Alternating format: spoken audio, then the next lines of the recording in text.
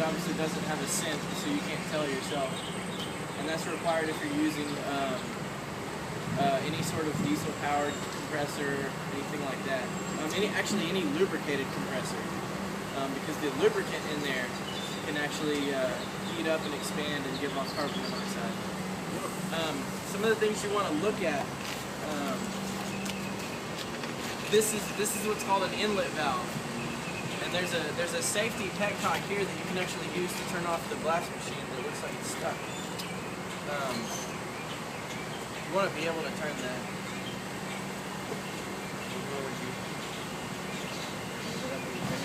Need a wrench? Yeah, we might need one. Basically, that's a way to turn off the machine. Like if you've got a guy blasting, and you want to tell him to quit, but you don't want to go over there. You don't want him to turn around and say what. So if you flip this up, it'll actually turn it off, and it'll depressurize the pot without having to turn off the compressor. Another thing you want to look at every day whenever you're blasting is you want to open this. I'm sure. This is basically we call it a sand trap, and what it does is it keeps the sand from shooting out this hole whenever you decompress. When you let off the dead man, it keeps that sand from coming in and destroying this outlet valve. And the outlet valve is what closes the pot so it can pressurize. So really, this is just here to protect this valve because this valve is much more expensive. And so you want to check these abrasive screens, and this one looks like it's in pretty good shape. You want to check this abrasive screen maybe at least every other day that you're blasting or something like that. And these are really cheap to replace. And like I said, they're a lot cheaper than replacing this outlet valve. Another thing you want to check, and I can already tell might want to be replaced, this pop-up valve in here. There's an O-ring that it seats against right here to seal, and you can see this pop-up valve's kind of worn. I don't know how well it seals right now. The O-ring seems fine, but you may want to replace the pop-up valve. And to do that, you actually have to take off this inspection plate, turn it sideways, pull it off. Another thing that'll help make you efficient is when you, I would do this every single day when you start blasting, maybe even a couple of times a day if the temperature changes a lot, is you want to start with your sand valve completely closed and have your guy hold down the dead man and just spray air basically. And you'll hear a really loud whistle sound. I mean, it's kind of piercing, you definitely know it. And then have somebody slowly open the sand valve until that whistle goes away. And let's say, you know, it goes away right here. That's basically how you figure out your sweet spot for the right sand to air mixture. It's just kind of an audible cue. There's no specific spot. You don't necessarily want it wide open.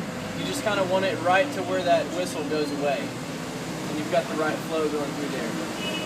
Now, if you get to a point where you're trying to close it off and there's still sand coming out, there's a disc in here that's probably worn out. There's two holes. The way it works is when it's off, the two holes aren't aligned, but as you start to open it, the holes align and allow sand to fall through. And so what happens whenever you've supposedly got it closed and sand's coming out, this hole has worn up bigger, and so it never actually closes. And we sell the disc. You can replace just the disc if you want to take apart the sand valve. So you don't necessarily have to replace the whole valve, but that's usually what's going on. Another thing is, let's say it's a morning where there's dew on the ground and it's pretty humid, and let's say you're having a problem getting the abrasive to flow very well. This is kind of a last resort, and you never want to leave it like this. But back here on what's called the pusher line, there's a ball valve right here that you can actually use to, we call it choke the pot. So if you're having a problem getting abrasive to flow, you can close this off just a little bit, and what that does is it makes there be a differential in the pressure. There's higher pressure in here than there is down here, and it'll kind of force the sand out.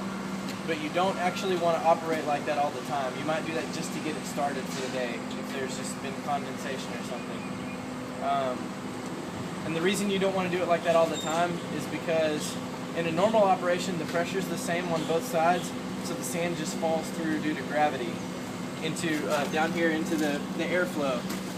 When you're pressurizing this side more, it forces it through the sand valve, and it'll wear out the sand valve a lot faster. You want me to stop? Let's see if I can catch up. Okay. A ver si entendí. Si me falta algo, me dices porque no sé si me acuerdo de todo. Aquí donde se echa el material. Esta bomba tiene tres filtros diferentes, dos filtros diferentes. Tiene este que es el del moisture, de la humedad, este que es el filtro del aire y este monitor que es el de monóxido de carbono. También tiene este filtro acá, no es un filtro sino una trampa para agarrar la arena para que no se dañe la parte que viene acá. Esto hay que revisarlo cada día por medio, mirar que está en buen estado porque esta parte es bastante costosa. La manera más fácil de apagar la máquina cuando el operador dice hey, corte el flujo, no es ir y apagar el compresor, es usar esta palanquita que está aquí, que no sirve para o tengo una herramienta y con esa parte sí, hay que aceitarla o algo. Y al otro lado encontramos pues yo creo que la máquina la mandamos a mantenimiento, ¿sí? La vamos a mantener. No usan esto.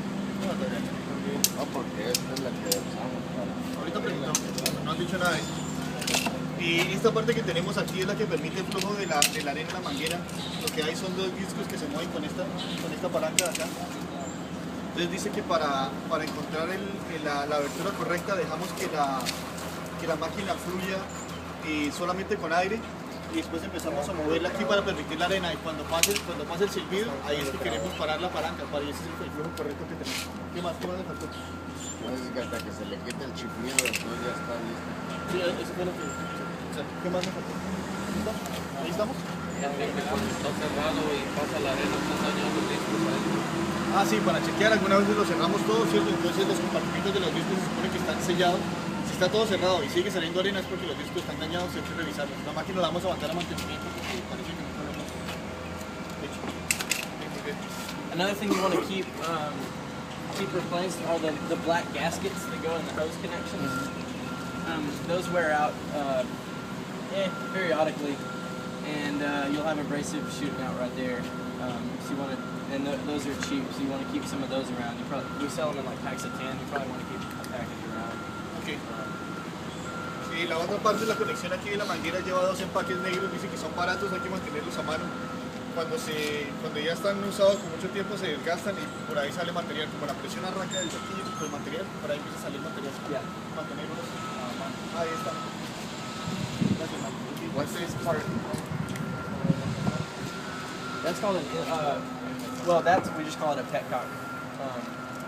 That's the air in the valve. Yeah. Well, it cuts the air coming in. So basically, it makes the dead man not work. So it just turns off the whole operation. So even when he presses down, use this rather than this? Let's say you have a guy over here blasting and you don't want to go tap him on the shoulder to tell him to quit, but you need to tell him something or whatever. Would you be able to turn it off, and he's gonna sit there and he's gonna be like, "Oh crap, it's not working." You know that. It's basically to get somebody's attention. Would you be able to cut it off from here with this or no? Well, yeah, if you let go, it'll stop. But this makes it to where even if he's holding it down, he can't blast. Like I said, mostly you would just use it to get somebody's attention.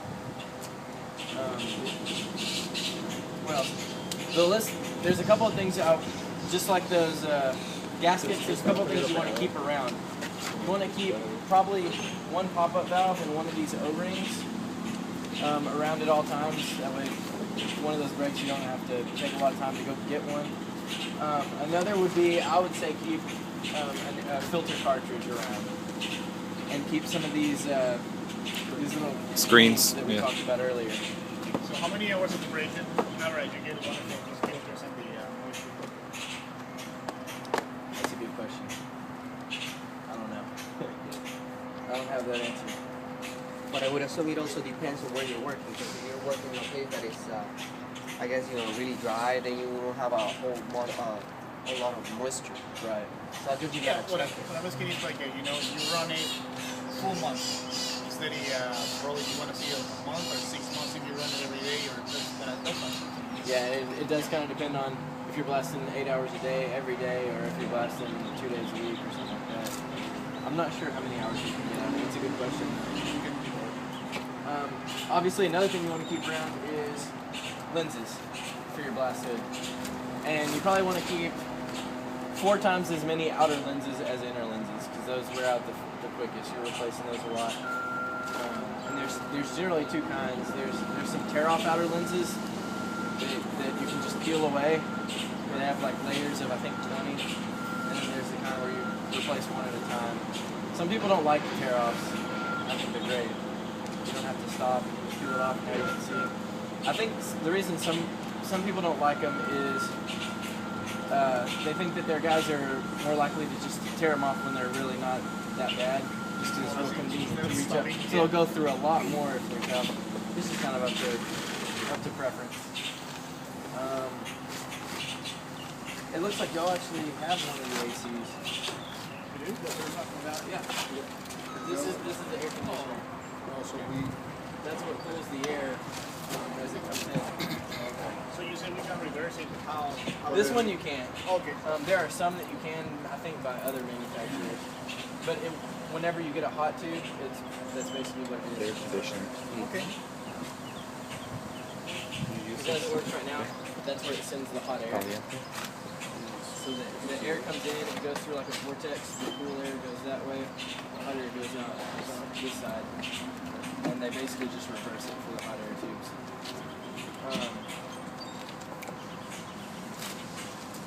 I guess that's basically it. The CO monitors, we can calibrate those. You can calibrate them yourselves as well if you have a test kit. But they should probably be calibrated about once a month, and then they should be certified probably once a year. Like sent off, we would send it to like our Houston office and have one of our guys calibrate it and certify it, and then send it back. Let's see, 2012. So you don't need to have it certified. Well, it was calibrated back in 2012. You probably need to have it calibrated again, and I can actually do that myself. And that'll just get it back to accurate detection. How often should we go with calibrations? I would calibrate once a month or once every 2 months, and then certify once a year. Once a year. Yeah. Now you have 2 gauges, or you have 1 gauge in the screen. What are the ratings? What are the range for the? This is set to sound the alarm at 10 parts per million. Okay. And the calibration usually calibrates from 0 to 20 parts per million. Okay. Is that what you were asking? Yes. How do you? I mean, you have it, but how do you use it? So yeah, it'll go off if it goes over 10 parts per million. Okay. Right. What about that little gauge there, the PSI gauge? What am I looking at? Or what should I- This regulates the incoming air, Okay. the test air. So you should be at what? I've never even had to mess with that, honestly. I don't know how important it is since I've never had to mess with it. It must Okay. not be. And what about the little thing on the side, the 2? This? Honestly, don't know. That's why they have to get recalibrated and recertified. Just they I've never working had anybody parts. ask me. Okay.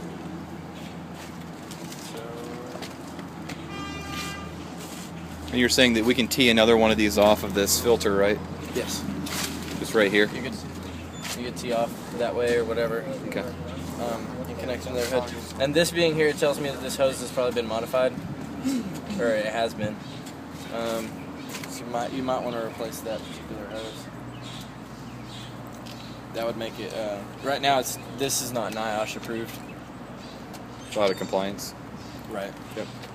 That doesn't necessarily mean it's less safe, but it's not. It doesn't fit their definition.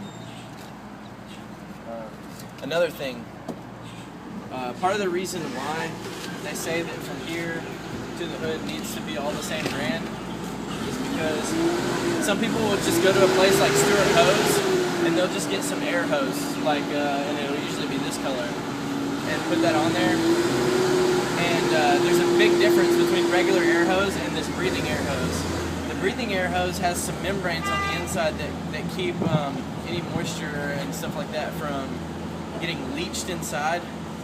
So I don't know, say you're running next to a vehicle and there's a puddle of oil or a puddle of gas, those things can leach into this hose and into the air, whereas with the certified air hose they can't, and that's why they're more expensive.